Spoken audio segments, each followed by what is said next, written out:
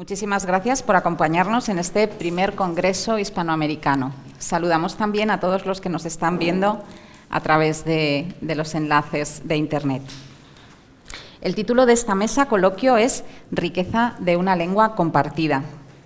La riqueza hace referencia a la posesión de abundancia de bienes, en este caso la posesión de un tesoro, que ha sido vehículo de cultura en una ruta de ida y vuelta, porque nos ha convertido en inmensamente ricos. Gracias a este tesoro, hoy nos encontramos aquí. A finales del siglo XV se adivinaban los últimos alientos del latín como lengua de cultura en prácticamente gran parte de Europa. En ese momento, en España, se publicaba la gramática de Antonio de Nebrija, primera gramática de una lengua moderna. La transformación de la vetusta lengua romana en la tintineante habla castellana, la flexibilidad de esta lengua joven que ya cantaba sonetos y epopeyas y ensayaba tratados de leyes y ciencias, cruzó el Atlántico. Y la tradición clásica y la cruz cristiana encontró nuevas playas donde recalar. Asimismo, viajó con la diáspora y también acampó en Flandes. Hoy, más de 500 años después, esta descendiente del latín es la segunda lengua más hablada en el mundo. Es un honor presentar a nuestros invitados. La intención es mantener una conversación en torno al castellano, al español, la lengua elegida por el emperador Carlos I para rezar. En primer lugar, damos la bienvenida al doctor don Antonio Alvar Ezquerra, catedrático de Filología Latina en la Universidad de Alcalá de Henares. Se licenció en Filosofía y Letras y se doctoró en Filología Clásica por la Universidad Complutense de Madrid. Como investigador, se ha formado además en la State University of New York, en la Sorbona y en la KU Leuven. Catholic Universität Leuven. Ha sido vicesecretario nacional, secretario nacional y presidente nacional de la Sociedad Española de Estudios Clásicos. Es miembro de diversas sociedades científicas nacionales e internacionales. Corresponsal español de la Année Philologique. Es director de la colección Biblioteca de Literatura Latina, codirector de la revista Tempus y ha sido director de la revista Estudios Clásicos.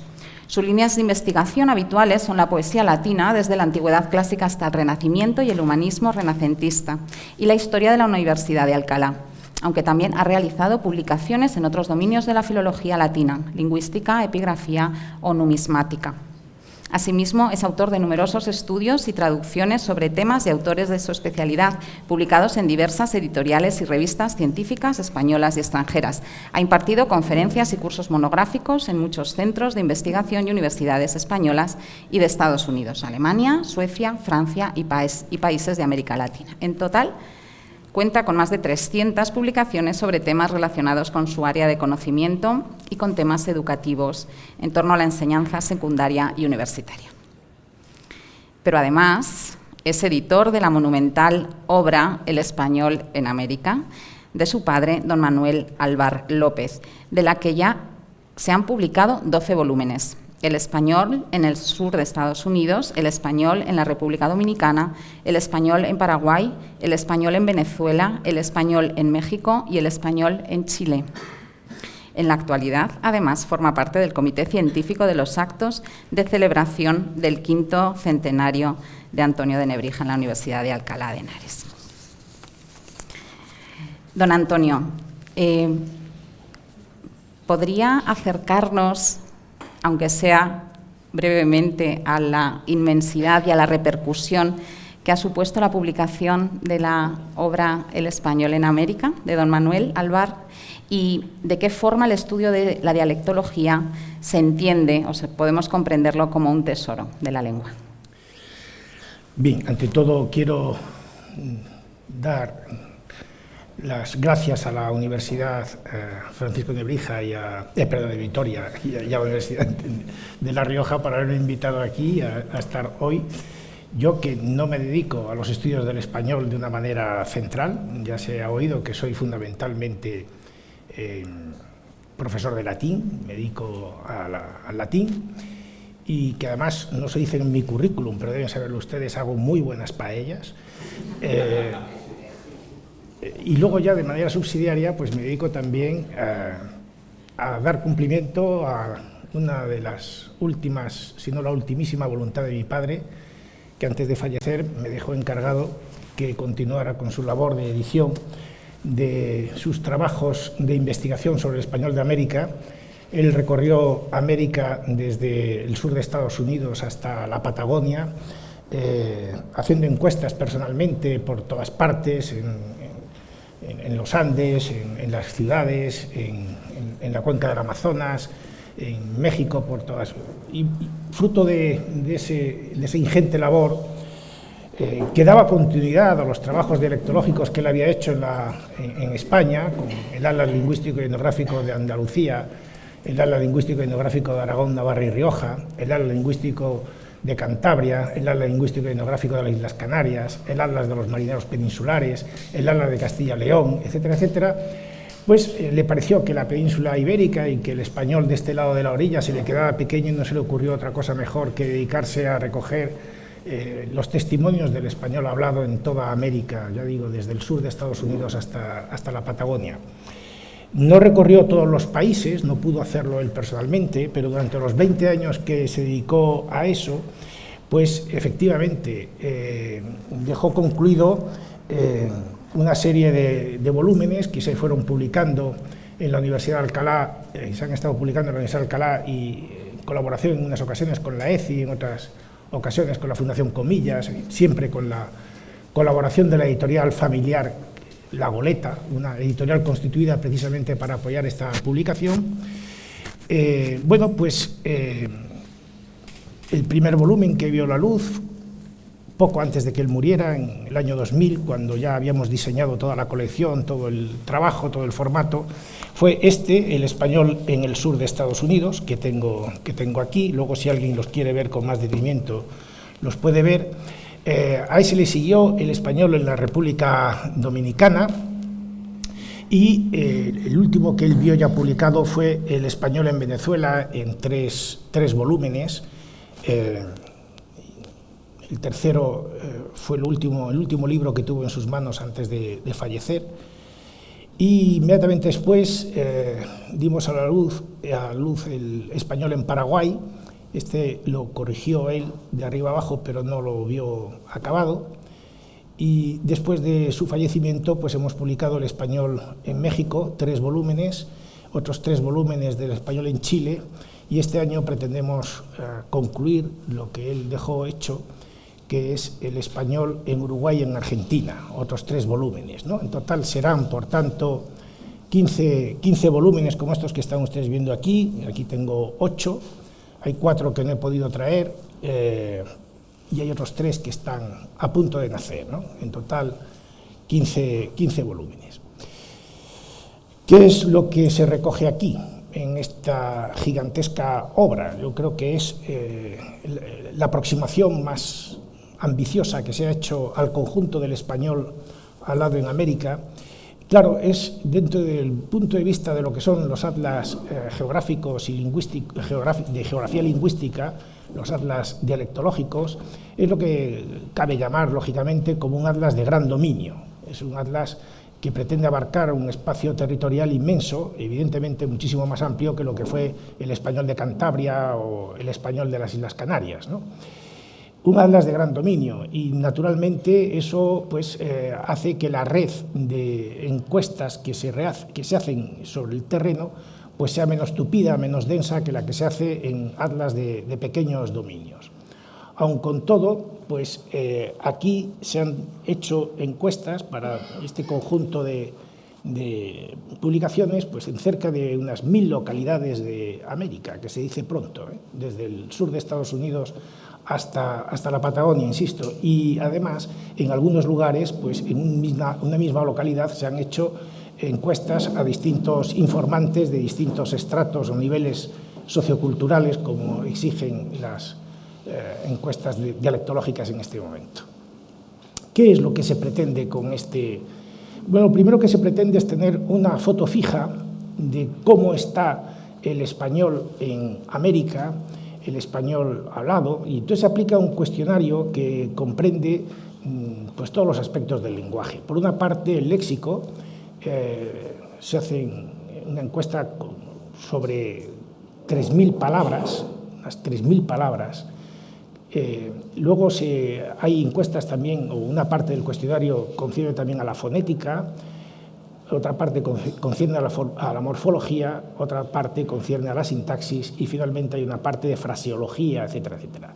Por otra parte, se graban también conversaciones que se mantienen con los informantes, y luego se han transcrito, no se han podido publicar, en el momento en que lo hicimos no lo pudimos publicar las cintas magnetofónicas grabadas, pero sí que se han transcrito en muchos de estos atlas conversaciones enteras, o relatos que hacen de fiestas, de cuentos, etcétera, los informantes para que se vea cómo funciona el español en una situación coloquial, en una situación normal, y todo esto se presenta en un formato, como aquí ven, por ejemplo, estos son los puntos de encuesta referidos a México, pero para que vean, se presentan en transcripción fonética, de tal manera que los expertos pueden, a partir de la lectura de los signos fonéticos, pueden interpretar cómo son las realizaciones de cualquiera de las palabras o de las frases o de los que se han encuestado en cada uno de los lugares de este español. Es decir, se da una presentación geográfica del español en América, a partir de la cual se pueden hacer, obviamente, los estudios que procedan. Ya se pueden ustedes imaginar que de cada pregunta pueden surgir respuestas que puedan ser en unas ocasiones extraordinariamente unitarias, uniformes, con poca variación lingüística. En otros casos la variación lingüística es enorme y provoca que sean difícilmente cartografiables los resultados, ¿no? Entre esos dos polos, la uniformidad en las respuestas y la enorme diversidad en las respuestas, está la mayor parte de las respuestas que se dan, que son respuestas en donde la variación lingüística existe, pero no es exagerada, lo que demuestra que esa es la fisonomía del español hablado en América. Es decir, se pueden establecer áreas dialectales, probablemente fruto de la colonización o de la presencia de contingentes procedentes del otro lado del Atlántico que poblaron determinadas zonas de América y que condicionaron, por tanto, la manera de hablar el español en cada una de esas localidades, pero todo eso se puede comparar, si ustedes se fijan, arriba a la derecha, pues aparecen, quizás en este caso se ve todavía mejor, las correspondencias de la cuestión que aquí se está planteando en Argentina, por ejemplo, con otros atlas lingüísticos también de la serie esta del español de América, pero también con los atlas peninsulares o con el atlas de Canarias, de tal manera que el filólogo, el lingüista, el historiador de la lengua, pues puede, a través de la contemplación y el estudio de cualquiera de estos mapas de léxico, pues puede establecer una genética de lo que es el español hablado en América a partir de sus orígenes del otro lado del Atlántico y su vigencia, su presencia en la realidad lingüística americana en este momento. Es evidente que un atlas de gran dominio como este lo que hace es subrayar fundamentalmente lo que hay de uniformidad dentro del español de América. Es decir, aquí los indigenismos, digámoslo así, existen, pero no son dominantes en ningún caso en las respuestas que se ofrecen. Lo que se observa es que, aunque hay variación lingüística, esa variación lingüística no la motivan los sustratos indígenas, sino que la motivan preferentemente los diversos orígenes peninsulares de los pobladores de la península de América.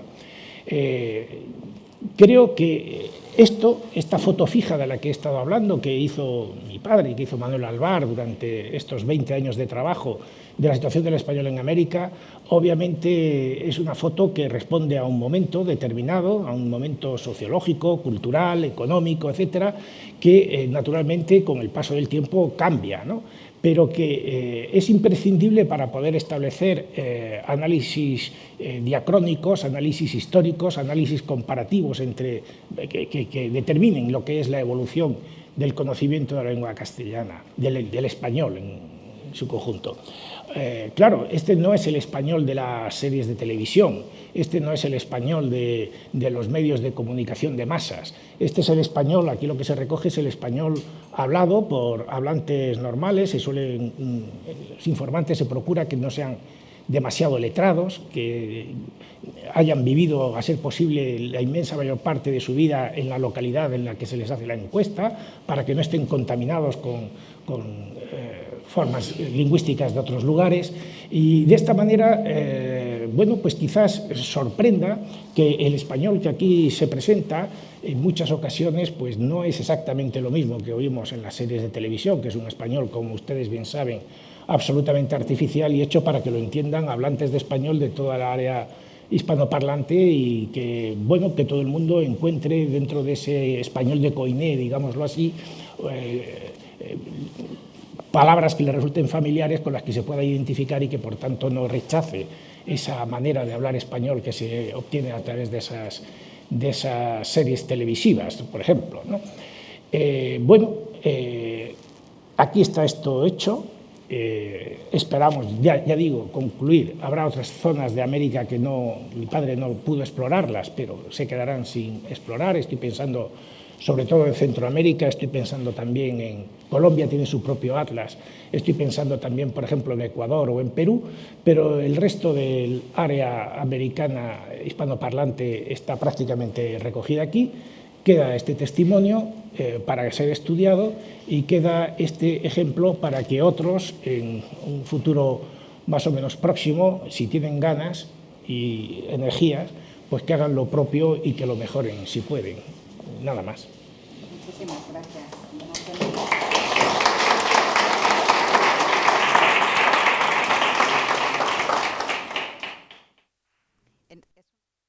Presentar y contar aquí con nosotros a la doctora Diana Castilleja, profesora de literatura hispánica en la Freie Universität Brussel. No sé si lo he pronunciado. No. Bueno, en fin, mi neerlandés es pésimo. Y la Universidad de San Luis, también en Bruselas. Doctora en estudios ibéricos y latinoamericanos por la Universidad de la Sorbona. En México trabajó como directora de carrera y profesora en el Tecnológico de Monterrey. Ha sido profesora invitada en distintas universidades, tanto en Bélgica como en Francia. Es miembro fundador desde el 2004 y actualmente presidenta de la Asociación de Hispanistas del Benelux. Codirige los proyectos Crossing the Border Between English and Spanish, con la Universidad Freie, que no pronuncio bien, y la Universidad de Ghent, y también el proyecto Redes y Rutas con la Universidad de Utrecht y la Universidad de Oviedo.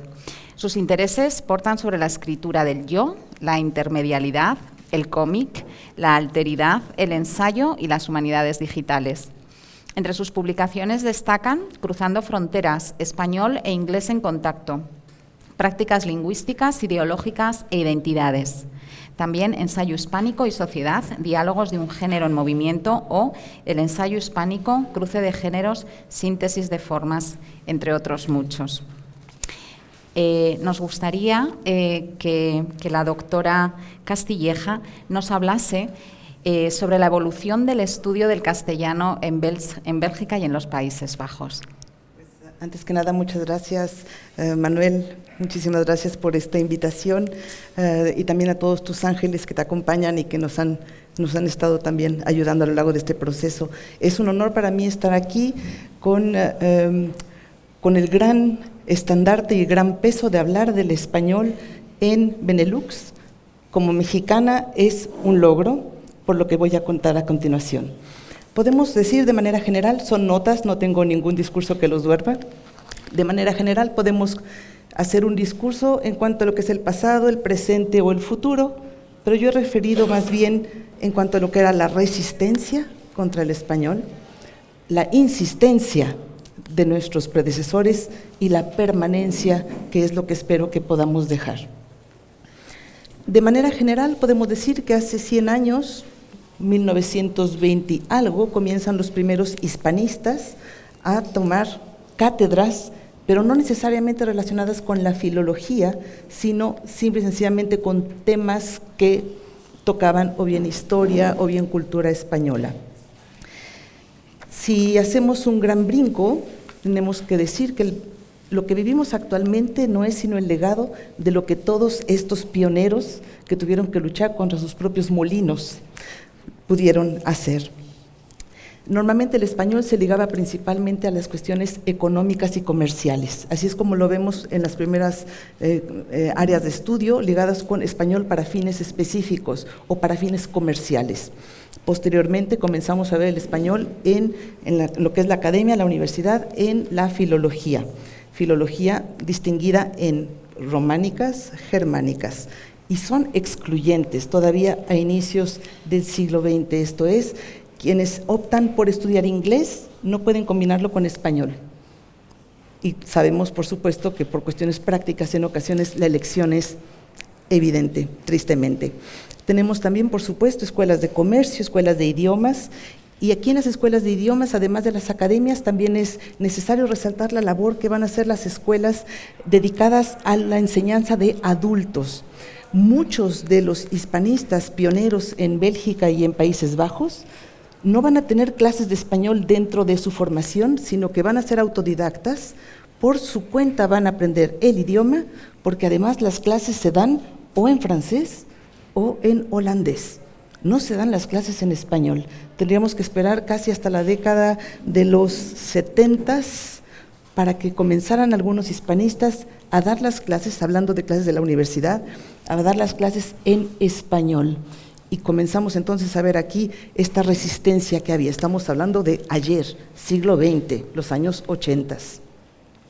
Tenemos entonces esta división de la que les he hablado de germánicas y románicas, y en el caso específico de Bélgica tenemos en los años 60, hay una división entre la comunidad flamenca, la comunidad francófona, y entonces la Universidad Libre de Bruselas, la Universität Brüssel, de donde vengo, y la Université Libre de Bruxelles, que es la francófona, se separan, se crean dos entidades, y lo mismo ocurre, por ejemplo, con la Universidad Católica de Lovaina, que vendría a ser la Catholique Universität Leuven, o bien la Université Catholique de Louvain.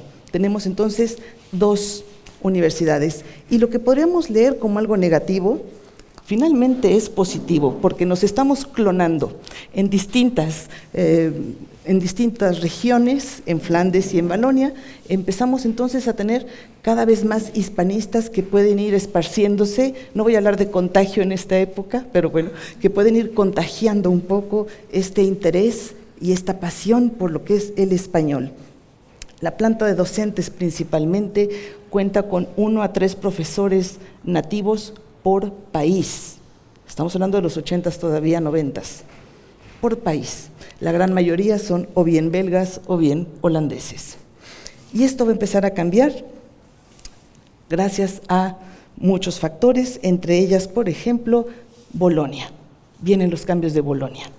Y entonces el español adquiere sus cartas de nobleza y deja de ser considerado lengua menor, no por el número de estudiantes, porque el número de estudiantes es en ocasiones mayor al de otros idiomas considerados, por supuesto, como más relevantes, pero sí, con Bolonia, el número de horas que se imparten en español tiene que ser igual, lo mismo le ocurre al italiano, al portugués, tiene que ser semejante al de francés, al de inglés.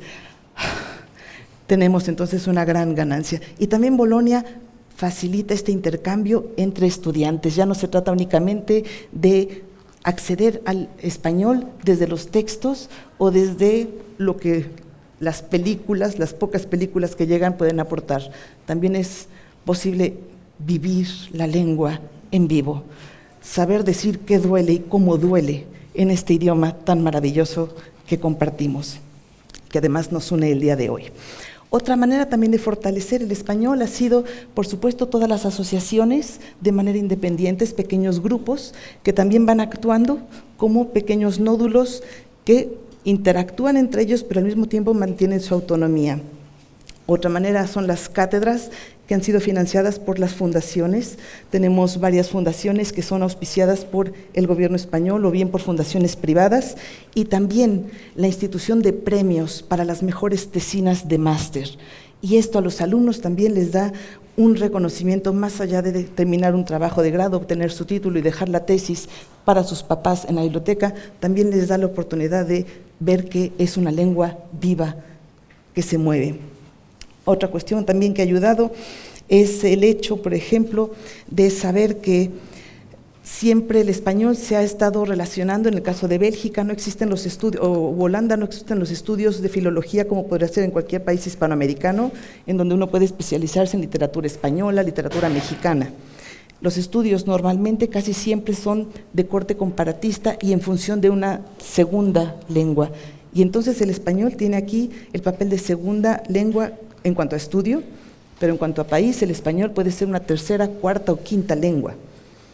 Tenemos entonces esta cuestión comparatista, y Bolonia permite también además que empiecen a cambiarse y los estudiantes ya no tengan que estar de manera excluyente eligiendo entre lenguas germánicas o lenguas románicas, sino que empieza a haber una apertura.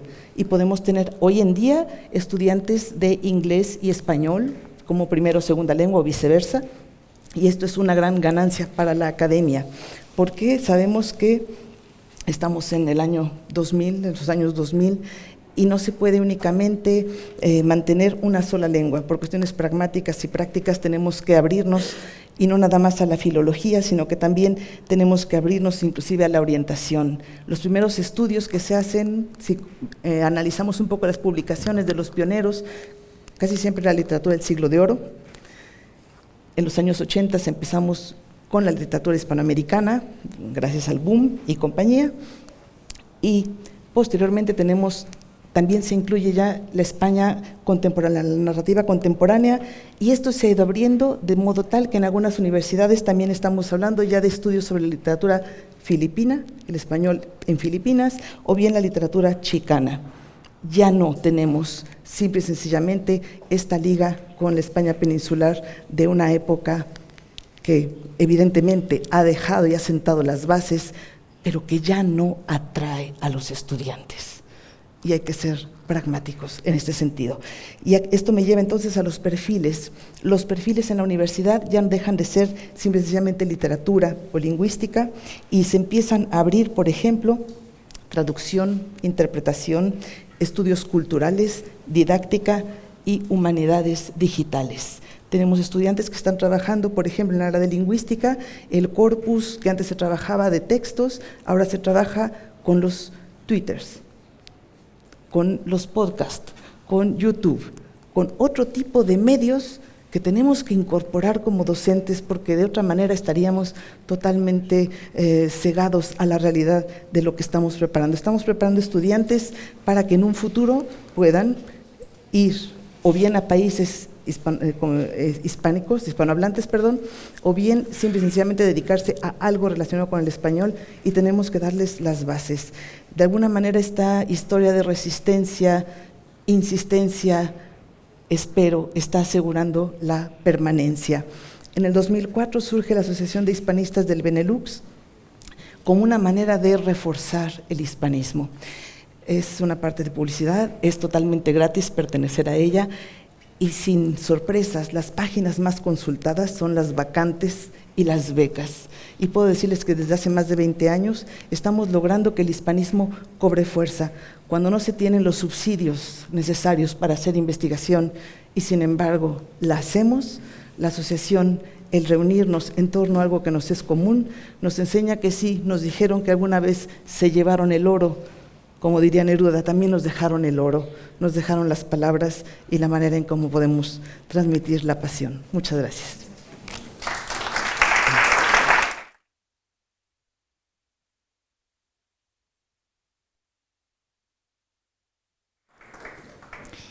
En tercer lugar, quiero presentar, no está aquí con nosotros de forma presencial, a la doctora Ruth Fine, catedrática y directora del Departamento de Estudios Españoles y Latinoamericanos, de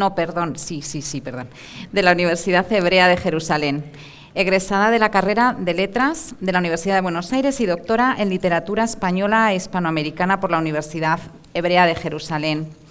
Fue directora del Instituto de Humanidades Generales y del Foro Europeo. Se especializó en la literatura del siglo de oro español, con énfasis en la obra de Cervantes y en la literatura de conversos.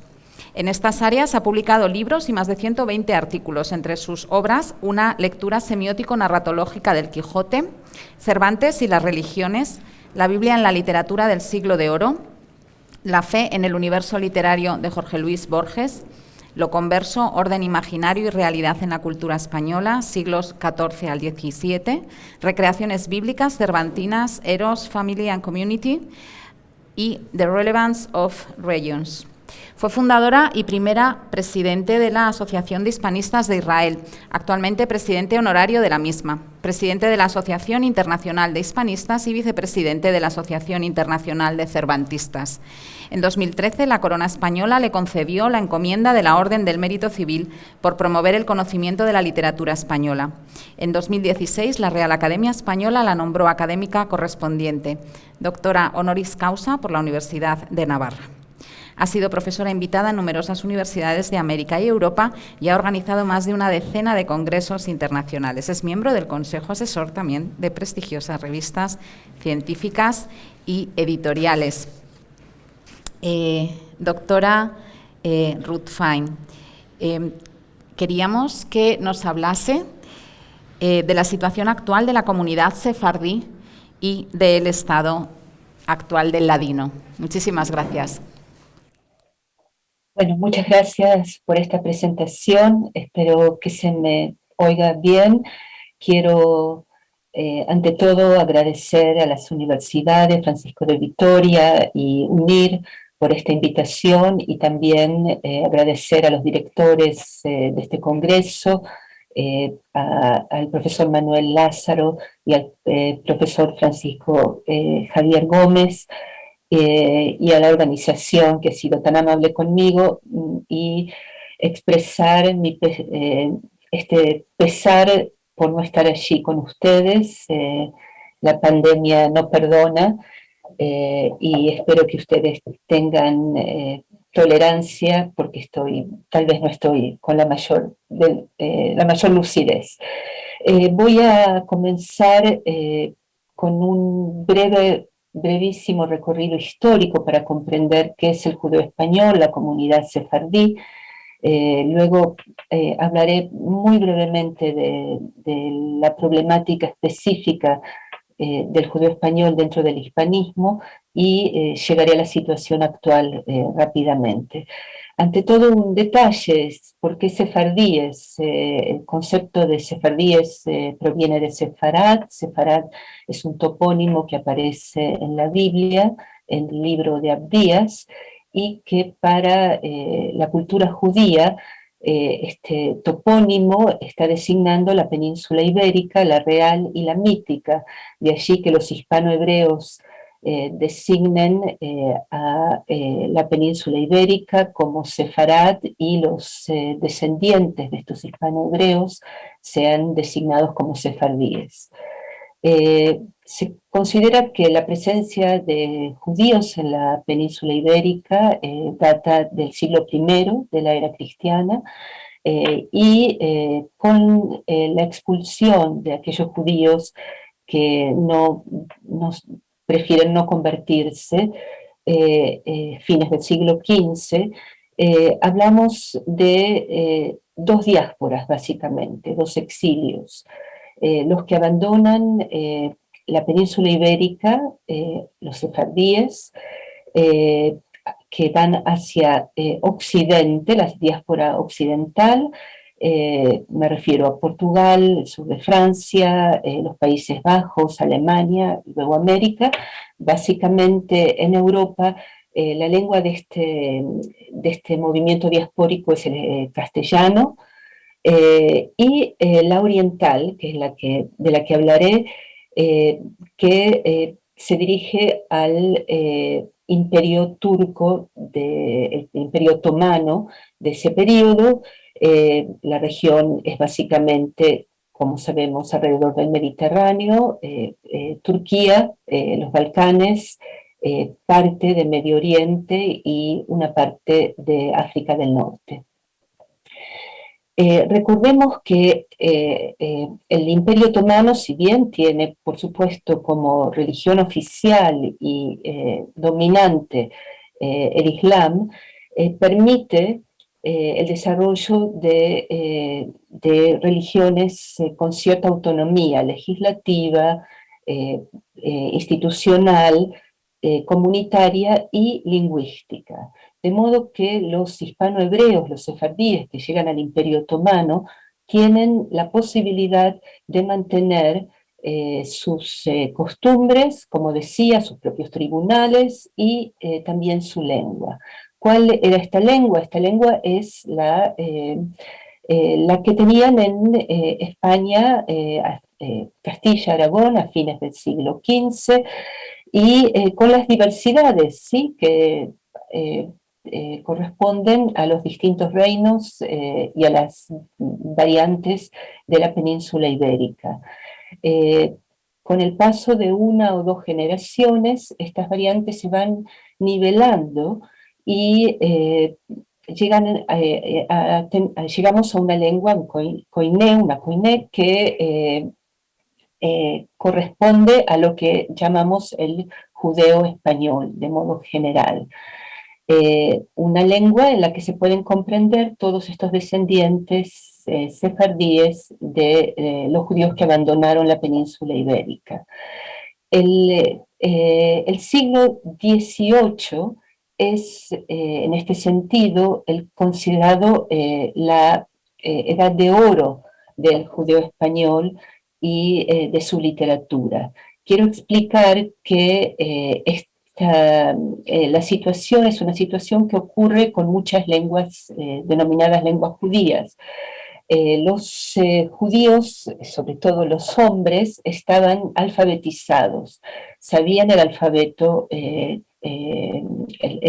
hebreo, si bien no dominaban la lengua hebrea.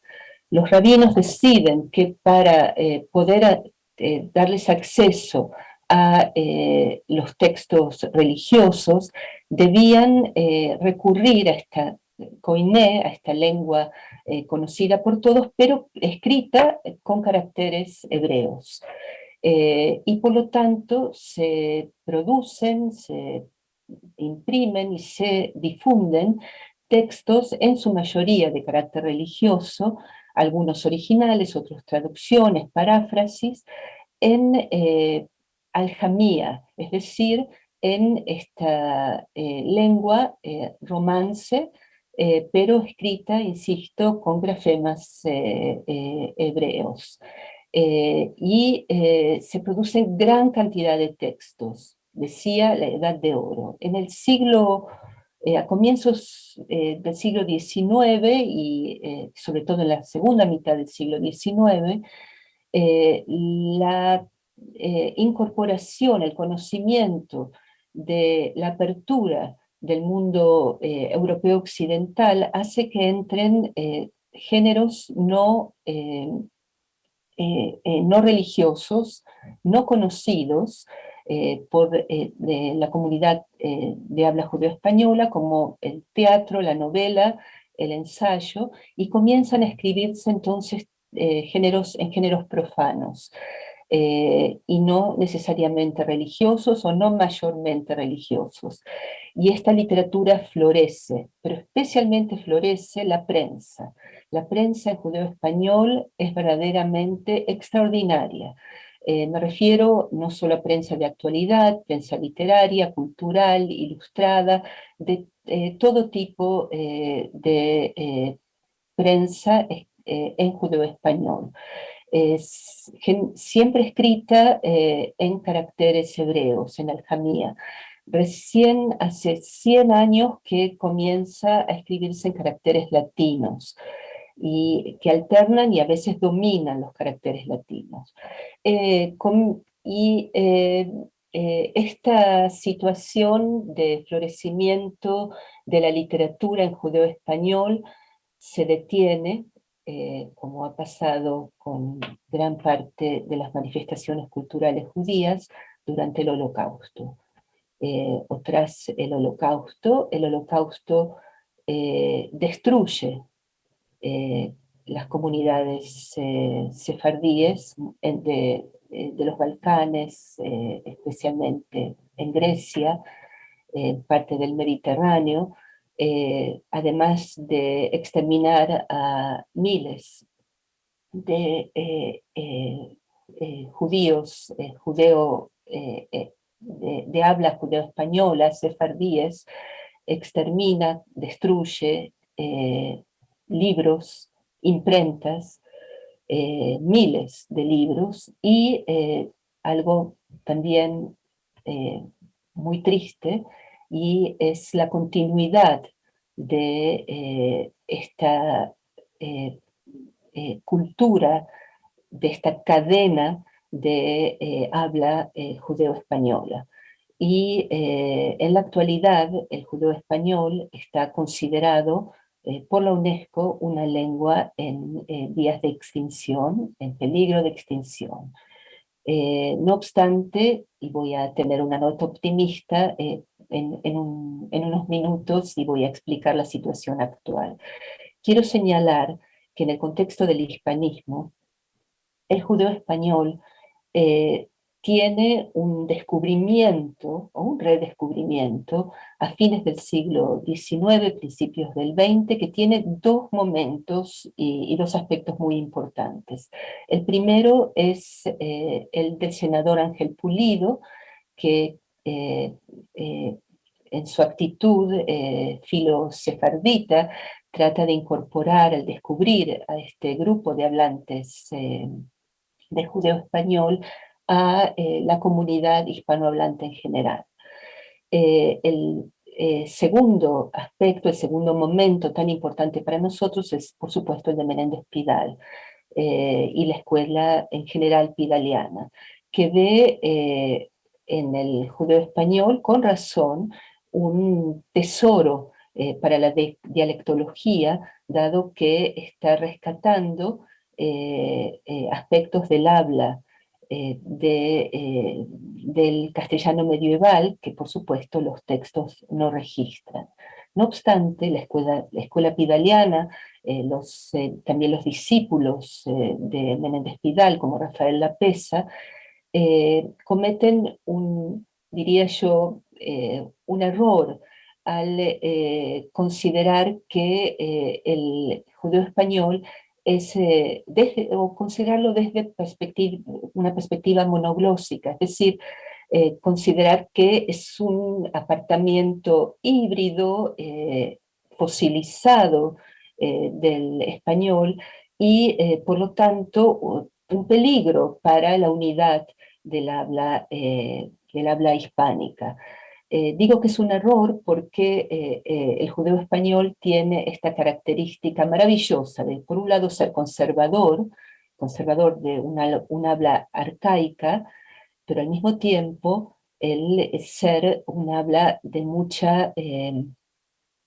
dinamismo e innovación al incorporar no solamente eh, vocablos hebreos, árabes, como otras lenguas judías, sino también vocablos y no solamente léxicos, en otros niveles también, de los países en los que se radicaron estos sefardíes, como Grecia, es decir, el griego, el turco, el italiano, etcétera, etcétera. De modo que es una lengua riquísima, dinámica y, como he dicho antes, con una maravillosa literatura.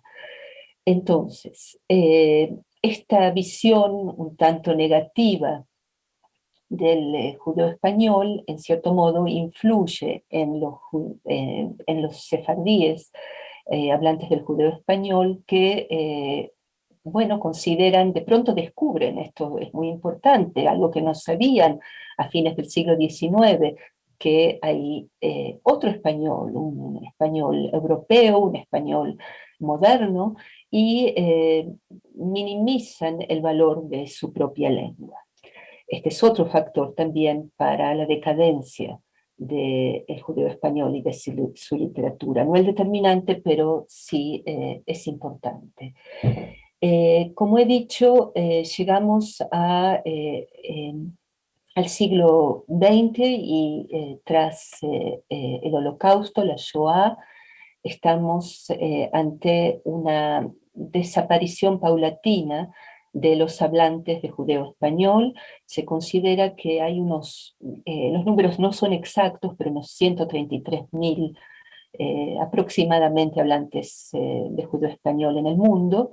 La mayor parte de ellos se encuentra en Israel, en segundo lugar en Turquía, y una disminución radical también de la literatura en judeo español. Me refiero a, como he dicho antes, a la novela, al teatro, etc. La poesía todavía sigue escribiéndose.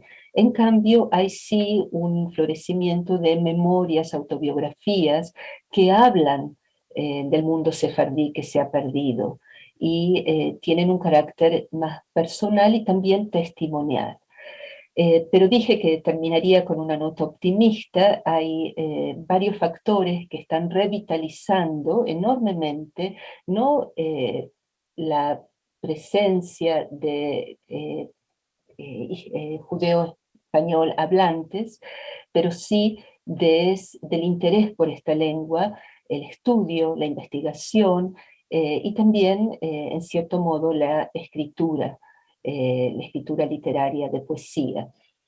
Y me refiero, ante todo, a la ley de nacionalidad española, la ley que se promulgó en el año 2015 y que otorgó la nacionalidad española a descendientes de sefardíes expulsos. En segundo lugar, tenemos la creación, y esto es muy importante, reciente de la Academia Nacional del Ladino en Israel, como la Academia 23 de las Academias de la ASALE, conjuntamente con la Real Academia Española. Es decir, que el ladino es considerado nuevamente un tesoro lingüístico y parte del acervo lingüístico que reúne a todas las variantes del español en el mundo. La academia fue oficialmente creada en el año 2019 y integrará parte de la SALE. Por último, en Israel tenemos una autoridad nacional del ladino que promueve la investigación, el desarrollo, el conocimiento del ladino, se enseña en todas las universidades de Israel y hay gran cantidad de actividades, conciertos, enseñanza del ladino a niños, publicación de libros para el aprendizaje del ladino, programas radiales, programas televisivos, es decir, que por un lado menos hablantes, pero sí un interés creciente por esta lengua tan interesante y tan significativa dentro del hispanismo. Gracias.